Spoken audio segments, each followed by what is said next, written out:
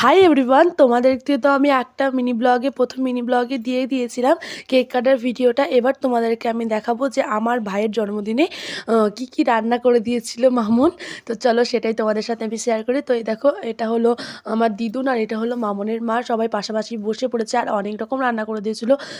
Rice, ভাত, তারপর 5 রকম ভাজা, মাছ টাছ মানে মাছ মাংস, তারপর তোমার তরকারি, পনিরের তরকারি, পোস্ত, অনেক কিছু রান্না করে দিয়েছিল। তোমরা একটু দেখে নাও কী কী রান্না করে দিয়েছিল। তো তারপর ভাত টাত খেয়ে নিল। তারপর এই দেখো সবাই মানে যারা যারা এসেছিলো তারা সবাই বাড়ি চলে গেছে, তো আমরাই শুধু রয়ে গেছি।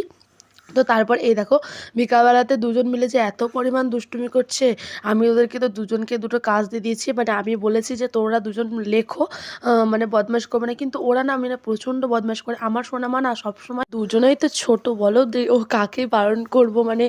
আর আমার সোনামা না একটু প্রচণ্ড মার হাত বেশি, মানে ওরা সবাইকে মারে, আমার ওটা খুব রাগ ধরে ওকে। তো এই দেখো তারপর তোমাদের দেখানো হয়নি, তো আশীর্বাদ পর্বটা তোমাদেরকে দেখিয়ে দিচ্ছি। সবাই এক এক করে আশীর্বাদ করেছে, মামা, মামুন, দিদুন সবাই মিলে ওকে আশীর্বাদ করেছে। এবার তো আর কোনো ভিডিও ক্লিপ নেওয়া হয়নি। তো এবার একদম বাড়ির তো তোমাকে দেখাই। তো আগে বাড়ি যাওয়া বলে রেডি হয়ে গেছি, জামা টামা পরে একদম রেডি। এবার বাড়ি যেতে হবে, মানে এসেছি তো কালকেই, তো বাড়ি চলে যেতে হবে যেহেতু সোনামার স্কুল আছে। সেই কারণে তো আজকে সোনামা ঘুমোচ্ছে, ও তো একদম উঠতেই চাইছে না। তো কী করবো, ছেলেটাকে তুলেই ওকে নিয়ে যেতে হবে। ব্লগটা এইটুকুই, দেখা হচ্ছে নেক্সট কোনো ব্লগে আবার।